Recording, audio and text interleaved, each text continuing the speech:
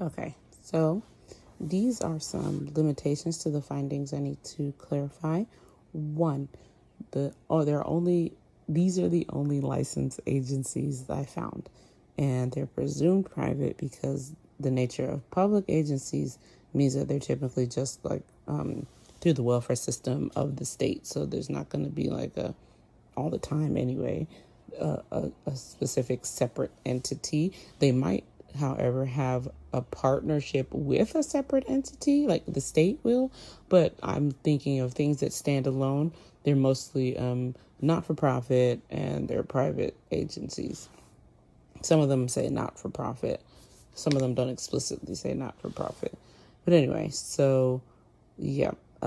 Two, again, these are only the ones I found. So I feel like there might be more that are with or without a license, because I looked up the licensed centers in these states. And the states that I used, it was not every state, but the outlier states that you will see later. The outlier states were states that were explicitly expanded access and explicitly illegal abortion access. Okay, so that is something to keep in mind there. And about licensing, some states have licensing leniency on nonprofit organizations or religious organizations or religious nonprofit organizations.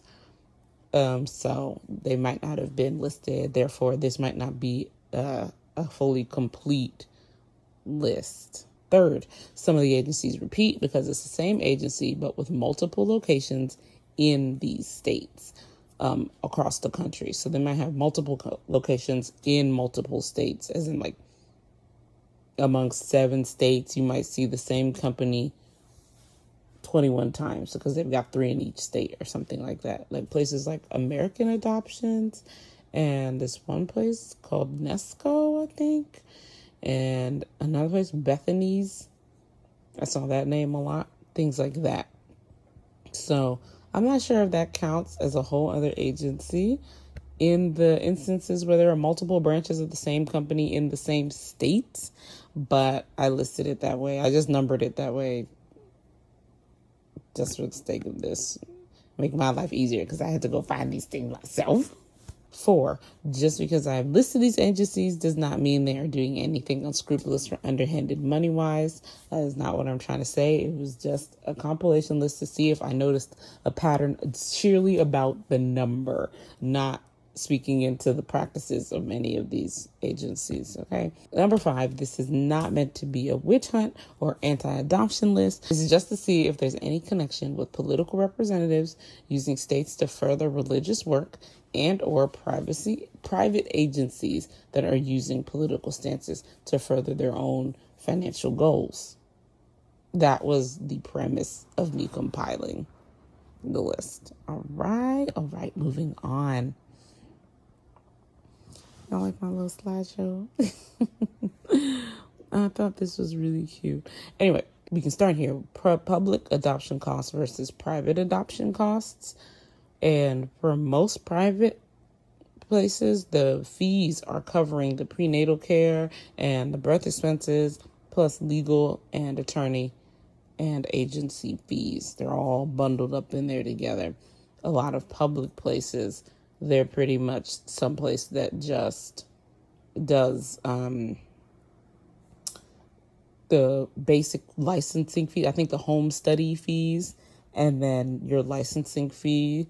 And sometimes they'll even bring that money back to you. So for private infant adoptions, which is the bulk of private adoptions, involve an infant simply because of the nature of a private adoption. And they take care of prenatal costs up to the birth. Some even offer assistance post-birth with the medical costs post-birth. But, that basically it is there with the birth of the child that they're going to adopt. And that's why in private instances, you're able to choose the birth parents, or the birth parents able to choose you, et cetera, et cetera. But it's not explicitly offered, but it is so commonly put in the print among many of the agency websites that I visited that they do expect the adopting parents to cover somewhat the medical costs of the birth parent up until the child is born, which is part of my topic for today, by the way. But anyway, the more affordable route, if anybody was wondering, is the foster care route. And so that's the public, or AKA the state-run adoption services, like through the welfare system and everything like that. You can go through there, and that was the one, like I said, it can be either completely sponsored by the state, reimbursed by the state, and the prices can be as low as $2,000 because it depends, again, on your state. So much of this was not specifically specified. I think it's because the prices, they can't give you a sure rate in some cases, I guess, because of how health insurance works, whether there is insurance covering certain things for the parent through their work, like how much they get covered. So they don't know how much things would cost. There was one company that had a sliding scale system that went from less than $69,000 all the way up to like over $200,000, and they changed how much things would cost depending on your income. So there might be some agencies that work with people in that way. However, the state itself, like I said, it is a lot cheaper because there's a lot that's not involved. Like with state-sponsored adoptions or state-led adoptions, you're not going to be like most of the time at the hospital or, in contact with the birth parents all the time. I'm not saying this never happens. I'm just saying most of the time state adoptions are looking for children that are already in the system because like that's how they know they're there. They have to be in the system first. So not that babies don't come in the system, but they are looking like sibling groups and older children are really who they're trying to place, to get them, a home. So there's a lot of fees, like the medical fees of the birth parents and attorney and legal fees that you don't necessarily have to fund yourself when you go the foster care route. So that is a lot lower in cost, like way tens of thousands of dollars lower. It can be. So, yeah, and then there's all of that.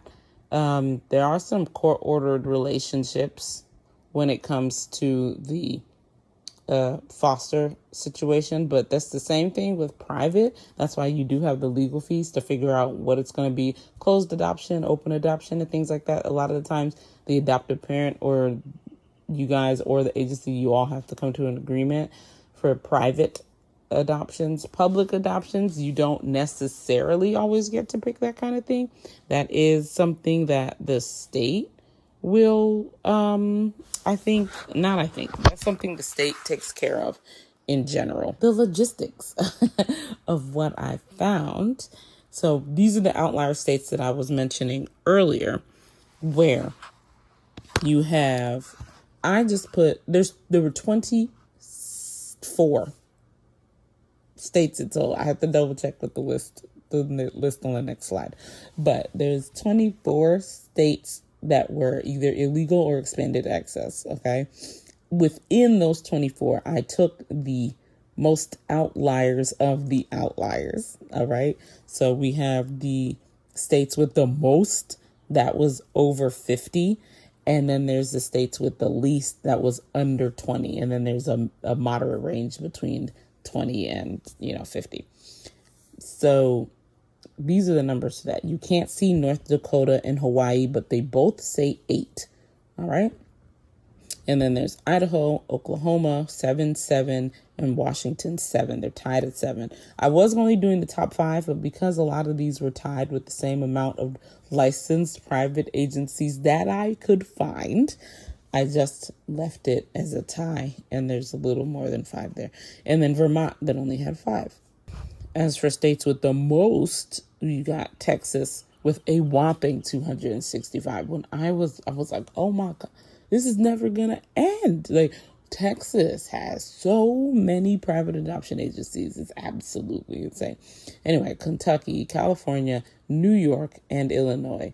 Now, I had saw somewhere that California had over 300 or whatever, but I only found 61 licensed ones through the state website and through like this adoption. I did a comparison from two websites. It was from each state's website list, and there's an adoption called Heart of Adoption website, and they compiled a directory for every state as well, and I cross-checked them together. So I did not find 300 plus. I found 61. And yeah, so that was that. Now, as for my theory, right? So you can see the illegal state, the states where abortion is legal and the states where abortion has expanded access are in the two columns on your, is that your left?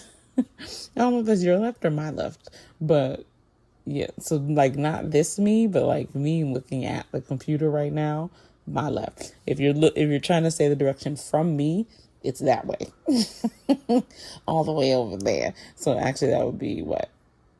To my right on the screen, but to my left in real life. So to your left, illegal and expanded access.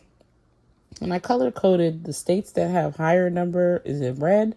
The states with the lowest number or the lower number of private agencies is in purple. And states with a moderate number, that 20 to 50 number, is in yellow. And there aren't that many moderate, but there's a hell of a lot with a lower number of private agencies on these two lists than I previously assumed. So it's looking to me, and then there's more, there's just physically more states with expanded access, that have really high numbers of the private agencies in them. And that led me to think that is maybe the private agencies, it would make more sense this way. And I don't know why I didn't think about it this way, but it would make more sense because I didn't know it because I didn't know how expensive it was, but private adoption is so expensive. It seems like it's more about going where the money is, because the states that have it are states known to be where the big bucks can follow. Like Texas just got a Wall Street. So don't sleep on Texas. Texas is where the money is. It always has been.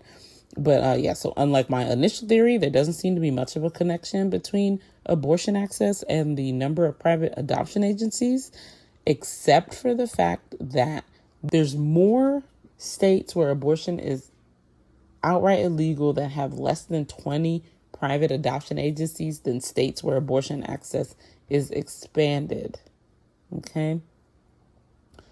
So perhaps there is, like I said, the connection between the states with higher income, with residents with higher incomes of the states on the outlier list rather than not. So yeah, I think it's more the private agencies where the money is rather than following where the politics are. Because, for California, Illinois, and New York, they're all under expanded access, but they have some of the highest. Like if we go back, California, Illinois, and New York. Oh, it doesn't let me go back right now.